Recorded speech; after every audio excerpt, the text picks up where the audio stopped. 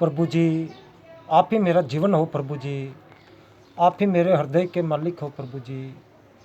हर पल आप में मगन रहो प्रभु जी। ऐसी भक्ति, ऐसी शक्ति, ऐसी शिक्षा देना प्रभु जी, और मुझे कुछ भी नहीं चाहिए प्रभु जी। जय स्वामीनारायण प्रभु, जय स्वामीनारायण।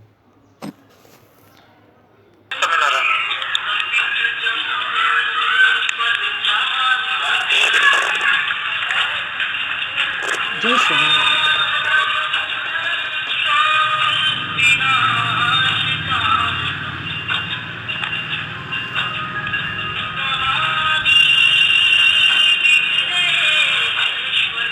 तो अहंकार करना व्यर्थ है, जीवन यौवन कुछ भी यहाँ नहीं रहेगा, सब 3 दिनों का सपना है।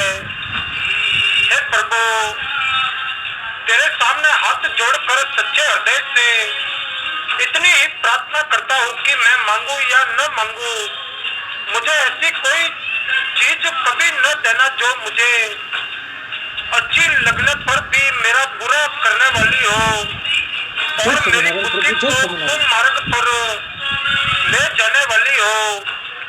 समस्त अनैक्य में ऐक्य को उपलब्ध करना और सारी विभिन्नताओं में एक अभिन्न सद वस्तु को हृदय में धारण करना ही भारतीय साधना का अंतिम लक्ष्य है।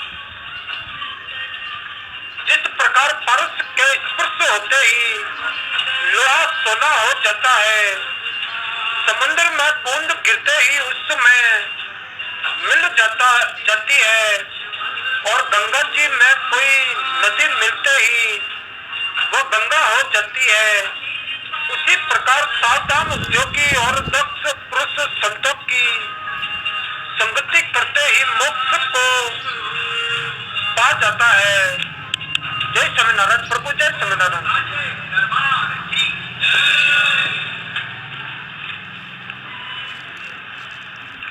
तो जिज्ञासु पुरुष को चाहिए कि वह समस्त इंद्रियों को मन में लय करे, मन को व्यष्टि बुद्धि में लय करे, व्यष्टि बुद्धि को महत यानी समष्टि बुद्धि में लय करे, और समष्टि बुद्धि को शांत आत्मा में लय करे।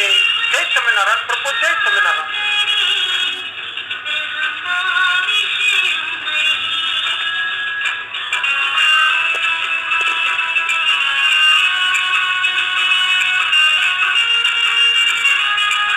तो जो मनुष्य दूसरों की आजीविका का नाश करते हैं, दूसरों के घर उजाड़ते हैं, दूसरों की स्त्री का उसके पति से विच्छेद कराते हैं, मित्रों में भेद उत्पन्न करते हैं, वे अवश्य ही नरक में जाते हैं। पुत्र स्त्री मित्र भाई और संबंधियों के मिलने को मुसाफिरों के मिलने के समान समझना चाहिए। जैसे नींद छूटने के साथ ही सपन का भी नाश हो जाता है, वैसे ही इस देह के नाश होने के साथ ही सब संबंधी भी छूट जाते हैं। वे सत्य के उपासक महात्मा मुनि धन्य है, जिन्हें न किसी से रात है और न किसी से देश है, जो सभी प्राणियों में समान भाव रख कर सबको समदृष्टि से देखते हैं, जिसका मन विषय में नहीं है, जिसका मन निर्मल है, जिसकी इंद्रिया विकार को प्राप्त नहीं होती, उसी का नाम वैष्णव है।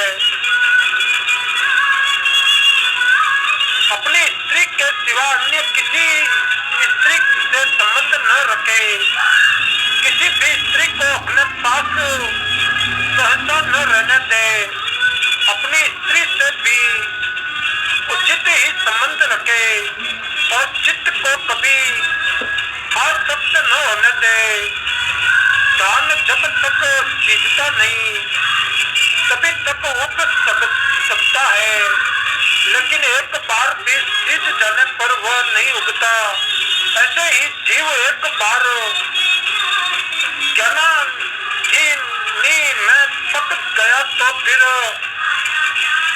उसे जन्म लेना नहीं पड़ता। जब तक ज्ञान है तभी तक आना जाना है।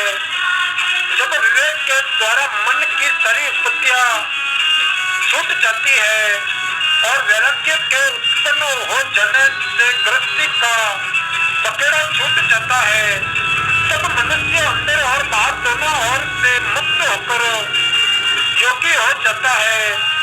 जिस क्षण भगवान नाम का स्मरण न हो वही सबसे बड़ा सुख है, और भगवान नाम का स्मरण होता रहे तो शरीर को चाहे कितना भी क्लेश हो उसे परम सुख ही समझना चाहिए। तुम्हारे सब सांसारिक बंधन और संबंध तुम्हें चिंता और दुर्भाग्य के वश में डालते हैं। उनसे ऊपर उठो, ईश्वर से अपनी एकता का अनुभव करो, बस तुम्हारा निस्तार है। तुम स्वयं मोक्ष रूप हो। तो जिस मनुष्य में ईश्वर का स्मरण करने की शक्ति हो उसको गरीब या दीन न समझ कर महान धनवान समझो, और जिसके पास ये ऊंची से ऊंची और बड़ी से बड़ी संपत्ति नहीं है वो चाहे बड़ा भारी बादशाह हो, परंतु असल में वही गरीब और अनाथ है। पिता माता ईश्वर के प्रतिनिधि स्वरूप है, साक्षात प्रत्यक्ष देवता है। पिता माता में परमात्मा सत्ता की स्फूर्ति के दर्शन कर गाढ़ भक्ति भाव से इनकी सेवा करते रहने से भी निश्चित ही मनुष्य को सिद्धि मिल जाती है, और जिनको दूसरों की निंदा करने में रस आता है वे मित्र बनाने की मिट्टी कला नहीं जानते। वे फूट का बीज बोकर अपने पुराने मित्रों को दूर हटा देते हैं। परमात्मा निश्चित ही हमें दुख देते हैं। यदि हमारे पीछे पाप न लगे तो हमारे सामने सदा कल्याण ही होता रहे। महर्षियों ने प्रतिष्ठा को टुकड़ी विष्ठा के समान अत्यंत है बतलाया है। कहते है वो त्यागी को सदा कीट की तरह प्रतिष्ठाहीन होकर विचरण करना चाहिए। सब इंद्रियों में से यदि एक भी इंद्रिय विचलित हो जाती है तो उससे इस मनुष्य की बुद्धि ऐसे चली जाती है जैसे मस्तक में जरा सा छेद होने पर तमाम जल निकल जाता है।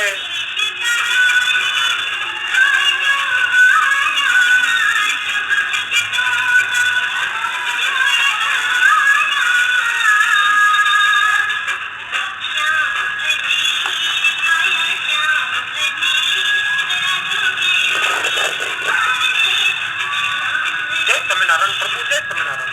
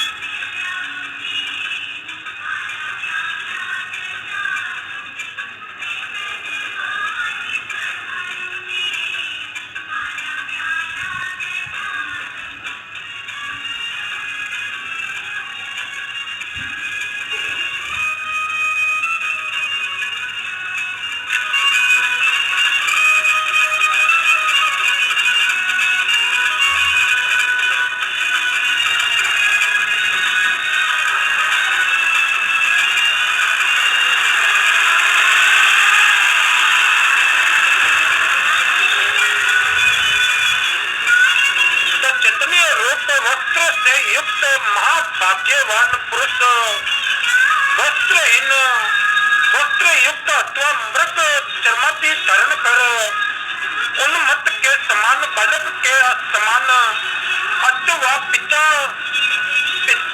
पितादी के समान स्वेच्छानुसार भूमंडल में विचरते रहते हैं।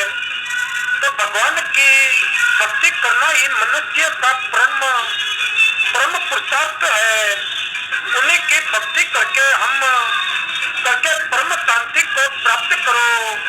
मेधावी और बहुश्रुत सत्पुरुषों का संग करो, क्योंकि जो महापुरुषों की शरण लेता है वो उसको जानकर सुख प्राप्त करता है।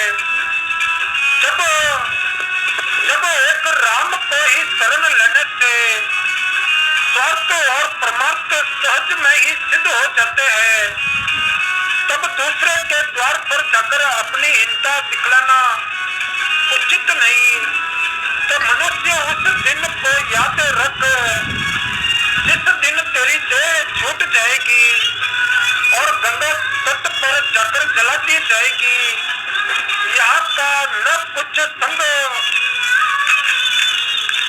संग जाएगा और न कोई सहायक होगा। तो जो दूसरों की आंखों में धूल झोंकने में चतुर होते हैं वे समझते हैं कि हम इसी तरह से जय स्वामीनारायण प्रभु, जय स्वामीनारायण।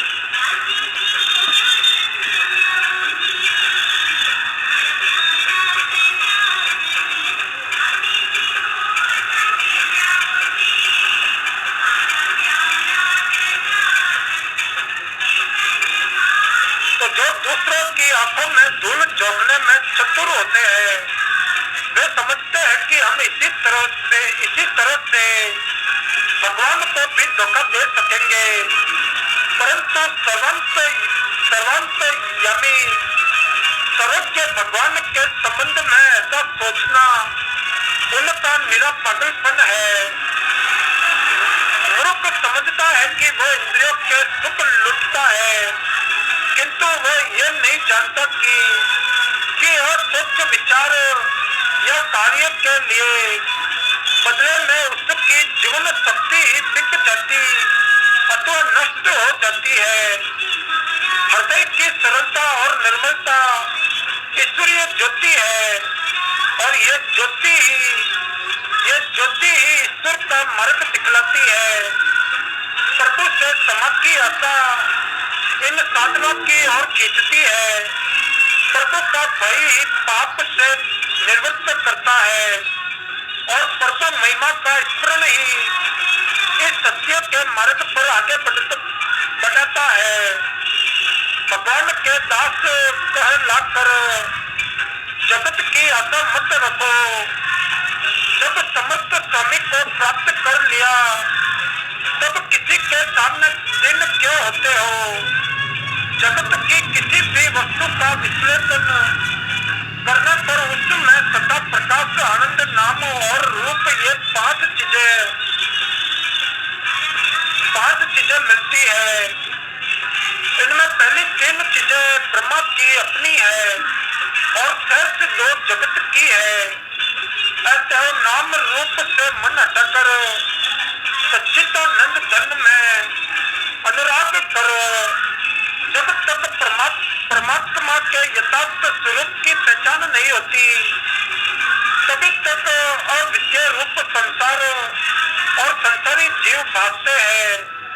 वास्तव स्वरूप की पहचान होते ही जीव भाव और दृश्य भाव निवृत्त होकर एक पर ब्रह्म रूप ही दृष्टिगोचर होने लगता है। शोक, मोह, दुख, सुख और देह की उत्पत्ति ये सब माया के ही कार्य है और ये संसार भी सपन के समान बुद्धि का विकार ही है। इसमें वास्तविकता कुछ भी नहीं है। इसे विषय वासना के वश में होकर सांसारिक बंधनों में फंसना मानो धर्म नहीं है। स्त्री, धन, पुत्र, पशु, घर, भूमि, हाथी खाद्य खजाना ये सभी नासवान सन भंगुर और चलाई मान है, इनमें ममता रखना भूल है। एकमात्र भगवान की भक्ति से प्राप्त मोक्ष ही अक्षय और सर्वश्रेष्ठ है। अतः सभी मनुष्यों को भगवत गति में लग जाना चाहिए। ज्ञान से ही मोक्ष की प्राप्ति होगी, इसमें कोई संदेह नहीं है। परंतु उस ज्ञान की कद्र करने वाला शुद्र मन भी तो होना चाहिए। वैराग्य के बिना ज्ञान कभी नहीं ठहर सकता। भोजन में जहर मिला हो और ये बात भोजन करने वाले को मालूम हो जाए तो वो तुरंत थाली छोड़कर उठ जाएगा। इसी प्रकार संसार की अनित्यता और दुख रूपता का पता लगते ही मनुष्य को वैराग्य हो जाता है। फिर वैराग्य मन से हटता ही नहीं। मैंने संसार के सुख दुख, जीवन मरण तथा जरा और रोग देख लिए हैं। उन्हीं के चंगुल से बचने के लिए मैंने संन्यास लिया है। क्या फिर भी मैं मूर्खों की तरह उनका स्वाद चखने के लिए लौट सकता हूँ? तो भगवान की खोज करना और राज्य पद की इच्छा रखना, ये दोनों साथ साथ नहीं हो सकते। इनमें उतना ही विरोध है जितना धूप और छाया में, आग और पानी में। जो मनुष्य राज्य पद पाना चाहता है उसके लिए शांति की इच्छा करना व्यर्थ है। देखो चाहे जितना सुख दुख हो, भक्त उसका ख्याल नहीं रख सकते। उनकी वृत्ति एकमात्र भगवत गति में लगी रहती है। वे नित्य भक्ति के ऐश्वर्य में सराबोर रहते हैं। घर में दिया जलाने से वह झरोखे में भी प्रकाशित है। वैसे ही भगवान मन में प्रकट होते ही अन्य इंद्रियों में भी भजनानंद उत्पन्न कर देते हैं। जय स्वामीनारायण प्रभु, जय स्वामीनारायण।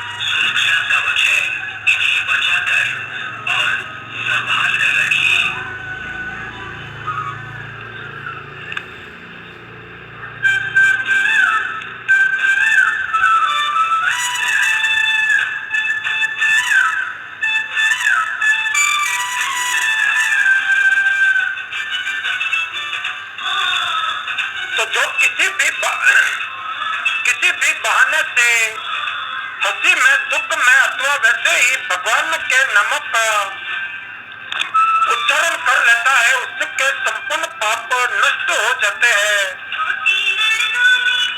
सांसारिक भोगों से प्राप्त होने पर जो उन्हें लेता ही नहीं वो पूरा मनुष्य है। जो लेता है परंतु लेकर सच्चे पात्रों को दे देता है वो भी सच्चा है, पर वो आधा मनुष्य है।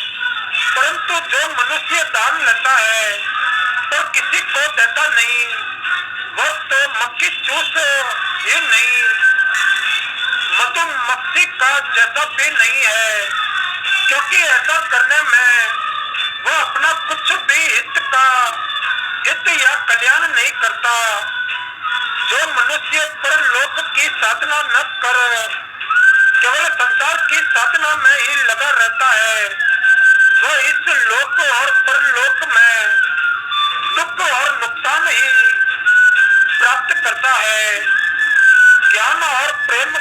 का भिन्न वस्तु नहीं है।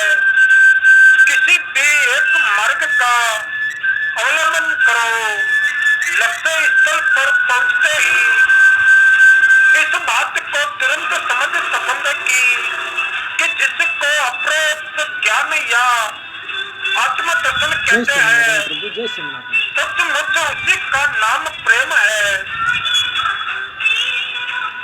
रक्त मांस और हड्डियों से बने हुए यंत्र रूप बहुत तेरे मनुष्य केवल खा पीकर जगत के पदार्थों को बिगाड़ रहे हैं। उनमें बुद्धिमान मनुष्य बहुत ही दुर्लभ है, जो मोह के वश हुए बार बार जन्म मृत्यु और जरा रूप दुखों वाले संसार में ही पड़ा करते हैं, कुछ भी विचार नहीं करते। उन्हें पशु ही समझना चाहिए, जो अपने लिए या किसी दूसरे के लिए पुत्र धन और राज्य नहीं चाहते और न धर्म से ही अपनी उन्नति चाहते हैं। वे ही पुरुष सदाचारी, प्रज्ञावान और धार्मिक है।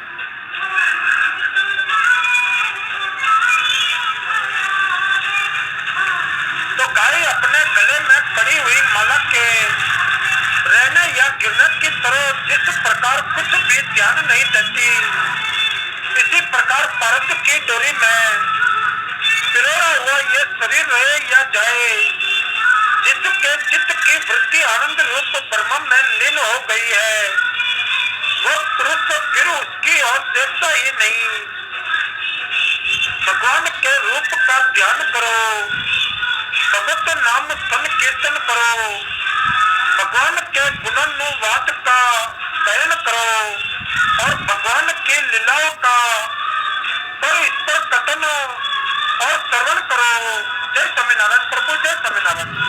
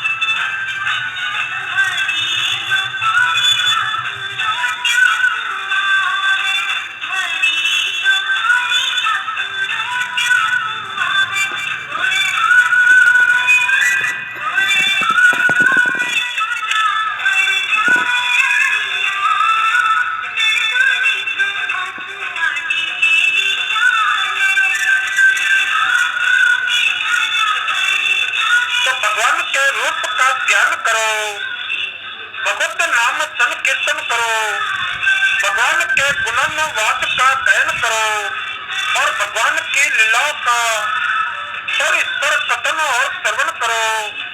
हे भगवान, मेरे जीवन के शेष दिन किसी पवित्र वन में शिव शिव शिव जपते हुए बीते। साप और फूलों का हार, बलवान बेरी और मित्र कोमल पुष्प सैया और पत्थर की शिला रत्न और पत्थर तिलका और सुंदरी कमिनी, इन सब में मेरी दृष्टि सम हो जाए। भगवान श्री राम जी जिसकी और कृपा की नजर से देखते हैं, उसके लिए विश्व अमृत हो जाता है, शत्रु मित्र हो जाते हैं, समुद्र गांव के खुर बराबर हो जाता है, अग्नि शीतल हो जाती है और भारी सुंदर पहाड़ रज के समान हो जाता है। प्रेम प्रेम तो सब कहते हैं, परंतु प्रेम को कोई नहीं पहचानता। जिसमें हाथों पैर भिगा रहे वही प्रेम है। लोग तभी लगी समझे जबकि वो कभी न छूटे, जिंदगी भर लो लगी रहे और मरने पर प्यारे में ही समा जाए। प्रीति इसी का नाम है।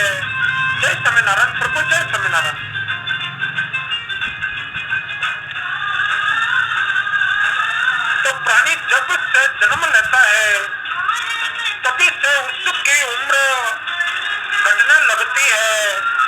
बचपन, जवानी, बुढ़ापा, ये देखते देखते जिस तरह तेल घट जाने से दीपक बुझ जाता है, उसी तरह उसका जीवन बुझ जाता है। इसलिए लोभ, क्रोध और अप्रिय किंवा कटु वचन, इनसे सदा अलग रहो। धर्म प्राप्ति का यही मार्ग है। तिनके के समान हल का बनने से वृक्ष के समान, तो इतनो बनने से मान छोड़कर दूसरों को मान देने से, इष्ट की महिमा समझने से तथा अभिमान त्याग करने से साधना शीघ्र सफल होती है।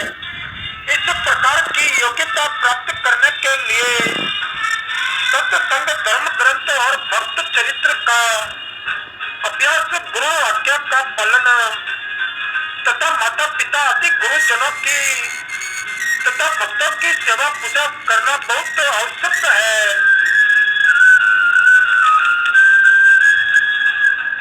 सतयुग में भगवान के ध्यान से, त्रेता में यज्ञ से और द्वापर में सेवा से जो फल मिलता है, वही कलयुग में केवल श्री हरि कीर्तन से मिलता है। ऐसे जो दिन रात श्री हरि का प्रेम पूर्वक कीर्तन करते हुए ही घर का सारा काम करते हैं, वे भक्त गण धन्य है। एक क्षण के लिए भी आयु का नाश होना बंद नहीं होता, क्योंकि शरीर नित्य है। ऐसे बुद्धिमान पुरुषों को विचारना चाहिए कि नित्य वस्तु कौन सी है। उस नित्य वस्तु को जान लेना ही सबसे बड़ा ज्ञान है। जब काल सुमेरु जैसे पर्वत को भी जला देता है, बड़े बड़े सागरों को सुखा देता है, पृथ्वी का नाश कर देता है, तब हाथी के कान की कोर के समान चंचल मनुष्य तो किस गिनती में है। काम क्रोध बड़े ही क्रूर है, इनमें दया का नाम नहीं, इन्हें काल ही समझो। ये ज्ञानी निधि के साप विषयक कंदरा के पाप भजन मार्ग के घटक है, और ये जल में नहीं, बिना ही जल के डुबो देते हैं, बिना ही आग के जला देते हैं, और बिना ही शस्त्र के मार डालते हैं। वे माता पिता धन्य है, और वही पुत्र धन्य है जो किसी प्रकार से राम जी का भजन करता है, जिसके मुख से धोखे से भी राम जी का नाम निकलता है। उसके पैरों की जूती और मेरे तन के चमड़े से बने तो भी कम ही है। वो चंडाल भक्त ऐसा जो रात दिन राम जी को बचता है, जिसमें हरि का नाम नहीं, वो ऊंचा कुल किस काम का। मन रूपी परे को पकेगा तभी तक विषय वासना के आकाश में उड़ता है, जब तक कि वह ज्ञान रूपी बात की चपेट में नहीं आता। आवश्यकता चावल की होती है, परंतु चावल बोने से वह उपजता नहीं, चावल पाने के लिए बोना पड़ता है। धान में छिलका यद्यपि अनावश्यक है, परंतु छिलके के बिना धान नहीं उगता। इसी प्रकार शास्त्र विहित आचारों का पालन किए बिना कभी धर्म लाभ नहीं होता। जो वस्तु अनंती और अनंत है, उसी में सुख है, अंतवान वस्तु में सुख नहीं है। अंतवान वस्तु का एक दिन अवश्य नाश होगा, इसीलिए जो उस पर आसक्त होगा उसको होना ही पड़ेगा। और जो बिना जड़ की अमर बेल को पालते हैं, उन प्रभु को छोड़कर दूसरे किसकी खोज करनी चाहिए? जो एक प्रभु अपनी नियामक शक्ति के द्वारा सबको नियम में रखते हैं, जो एक अहेतु होते हुए ही सब लोगों की उत्पत्ति और लय करने में समर्थ है। उस देव को जो लोग पहचान लेते हैं, वे अमृत रूप हो जाते हैं। तो मनुष्य के बंधन और मोक्ष का कारण मन है। विषय सत्य मन से बंधन होता है और विषय वृत्ति से रहित मन से मुक्ति। तो मुक्ति की चाह करने वाले मन को सदा विषय से रहित रखे। विषय संग से छुटा हुआ मन जब उन्मवी भाव को प्राप्त होता है, तब परम पद की प्राप्ति होती है।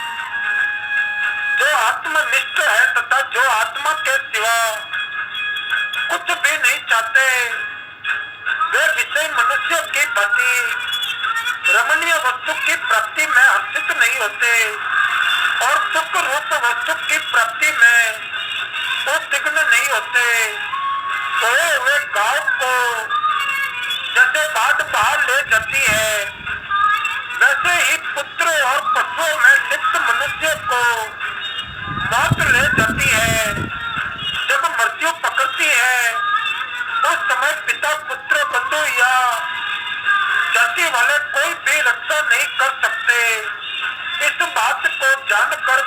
धैर्यवान पुरुष को चाहिए कि वो शीलवान बने और निर्माण की ओर ले जाने वाले मार्ग को जल्द पकड़ ले।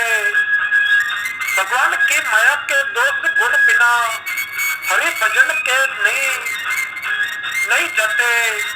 ऐसे सब कामनाओं को छोड़कर श्री राम जी को भजो।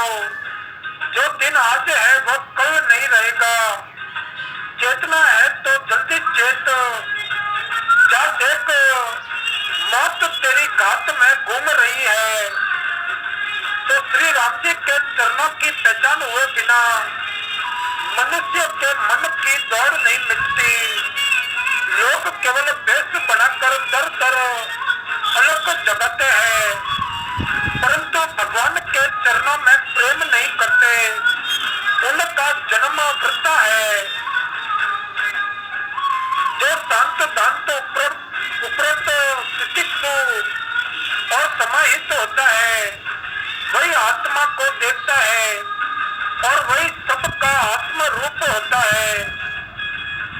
जिन्होंने काम क्रोध लोभ मोह मद मत्सर इन 6 शत्रुओं को जीत लिया है वे पुरुष ईश्वर की ऐसी भक्ति करते हैं जिसके द्वारा भगवान में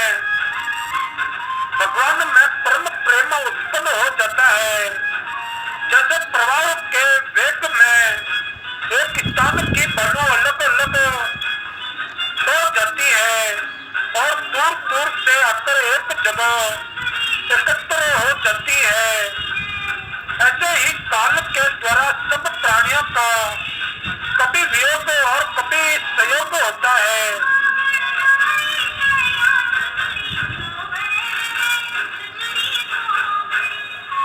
सरलता, कर्तव्य प्रायणता, प्रसन्नता और जितेंद्रियता तथा व्रत प्रसव की सेवा, इनसे मनुष्य को मोक्ष की प्राप्ति होती है, जिससे सब जीव निडर रहते हैं। और जो सब प्राणियों से निडर रहता है वो मोह से छुटा हुआ सदा निर्भय रहता है। जो मनुष्य समस्त भोगों को पा जाता है और जो सब भोगों को त्याग देता है, इनमें सब भोगों को पाने वाले की अपेक्षा सबका त्याग करने वाला श्रेष्ठ है। जो समुद्र का त्याग करके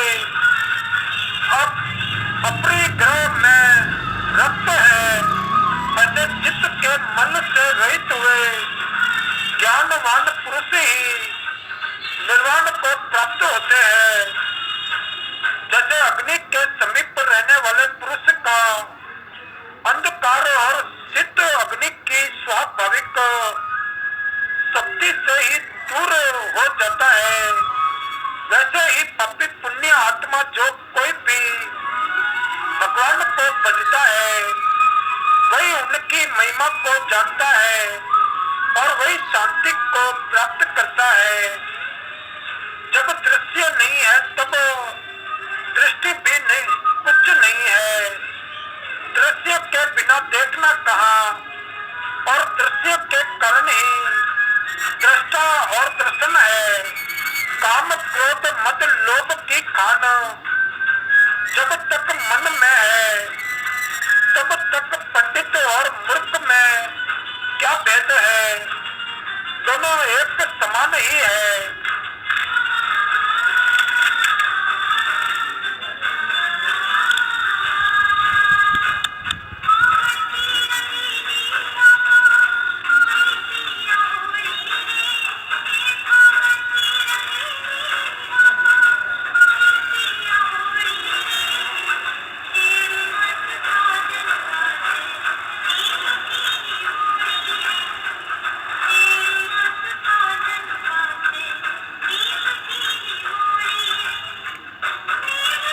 तो सब और से मन को हटाकर भगवान के चरणों का आश्रय लेने वाले भगवान के प्रिय पुरुष में यदि कोई दोष भी हो तो हृदय में रहने वाले सर्वेश्वर भगवान उसे नष्ट कर देते हैं। सर्वभूतमय भगवान विष्णु जी का ही विस्तार है। ऐसा ज्ञानी पुरुष इसे अपने साथ आत्मभक्त और भेद रूप से देखे। ये असर कभी नाश न होने वाला ही ब्रह्मा है, अक्षर ही ब्रह्म है। और इस अक्षर को ही जानकर जो पुरुष जैसी इच्छा करता है उसको वही प्राप्त होता है। इस अक्षर परमात्मा का आश्रय ही श्रेष्ठ है और ये आश्रय सबसे उत्तम है। इस आश्रय का रहस्य जानकर जीव ब्रह्मलोक में पूजित होता है। चित्त से निरंतर परमात्मा तत्व का चिंतन करते रहो और नित्य धन की चिंता छोड़ दो। तन भर के साधु संग को भी बहुत सागर से तारने के लिए नौका स्वरूप समझो। भोगों में रोग का भय है, कुल में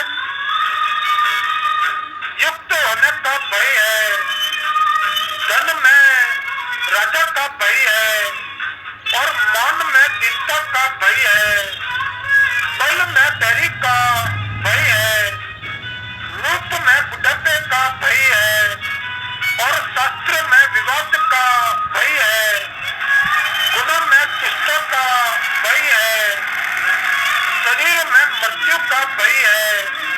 इसी प्रकार संसार की सभी वस्तुओं में मनुष्य को कोई न कोई भय है।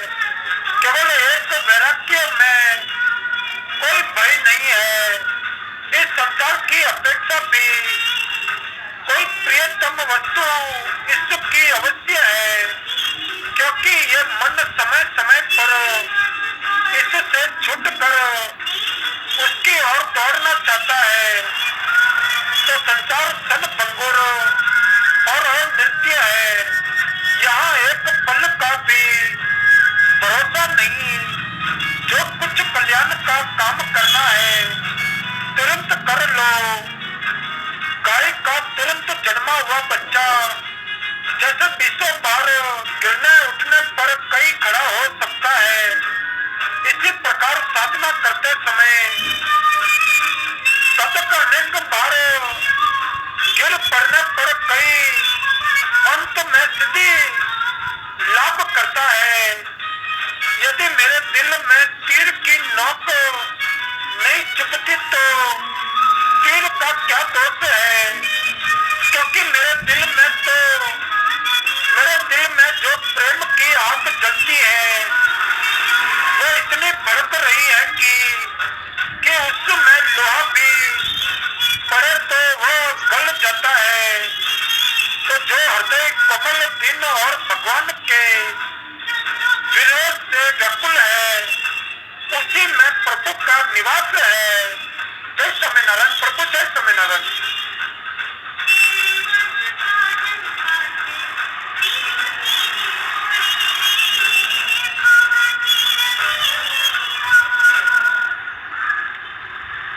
तो जो हृदय कोमल दिन और भगवान के विरोध से व्याकुल है उसी में प्रभु का निवास है। संसार के लोग मेरी जितनी चाहे निंदा करें, मैं इसका कुछ विचार नहीं करता। जिसके मुख है जो इच्छा हो तो कहे। मैं तो हरि रस में मत वाला होकर कभी धरती पर लौटता हूँ, कभी नाचता हूँ और कभी सो जाता हूँ। तो मनुष्य की आंखों में धूल झोंक सकता है, पर परमात्मा की आंख में धूल नहीं झोंकी जा सकती। जय स्वामीनारायण प्रभु, जय स्वामीनारायण।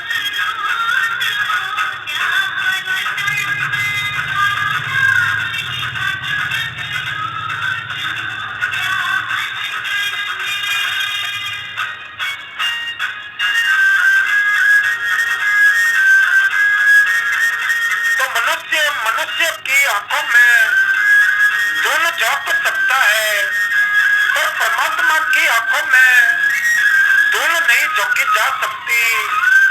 स्त्रियों की मीठी बातों में नहीं भूलना चाहिए कि इनकी बातें रसमयी है, किंतु वैरागी के लिए तलवार की धार के समान है। उनसे अपनी रक्षा करना कठिन है। जो पराई स्त्रियों को माता के समान नहीं मानता वो महामूर्ख है, उसके पाप का प्रायश्चित नहीं। जो पर स्त्रियों को माता जी के समान, पराये धन को मिट्टी के छिले के समान और सब प्राणियों को अपने समान समझता है, वही देवता है। और तो सब अंधे हैं। जय स्वामीनारायण प्रभु, जय स्वामीनारायण।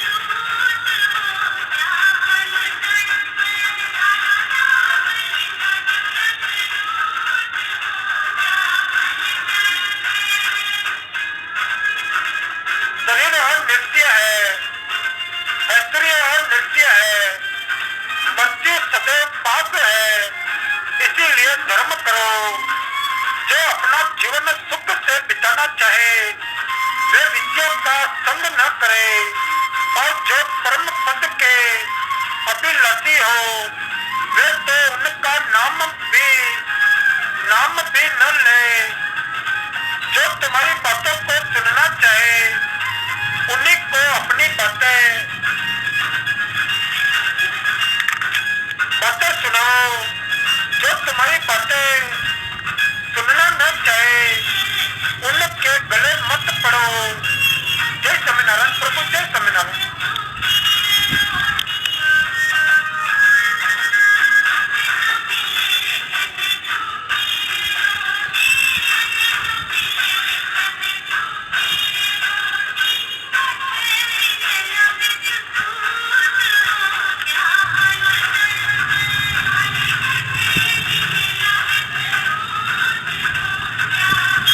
विषय भोगों में सुख नहीं है। एक दिन मनुष्य को इनसे अलग होना ही पड़ता है। अलग होने के समय विषय भोगी को बड़ा दुख होता है। आत्मचिंतन करो, पर आत्मचिंतन करना सहज काम नहीं है। इसके लिए मन को वश में करना होगा, उसे विषय से हटाना होगा, उसे वृत्ति से अलग कर एकाग्र करना होगा, तभी सफलता हो सकेगी। और मूर्ख मनुष्य भाग्य पर संतोष नहीं करता, धन के लिए मारा मारा फिरता है। जब कुछ हाथ नहीं लगता तब रोता और कल्पता है। यदि तो सुख शांति से जीवन यापन करना चाहता है तो कृष्णा पिताजी के फंदे से निकल कर भाग्य पर संतोष करो। अरे पापा कृष्णा, मैं तुझसे पूछता हूँ कि इतने कुकर्म कराकर भी तुझे संतोष हुआ या नहीं।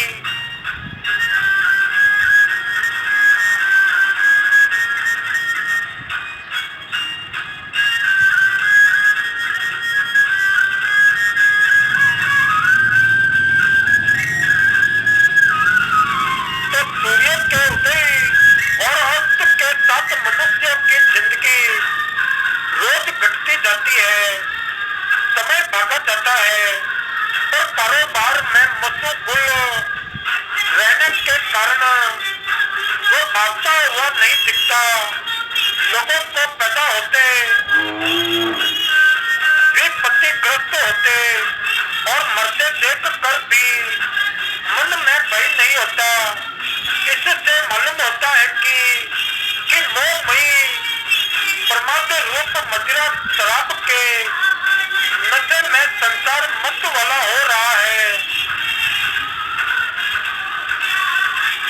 मनुष्य दूसरों को बुढ़ा हुआ तथा मरने वाला देखता है, पर आप यही समझता है कि मैं तो सदा जवान रहूंगा।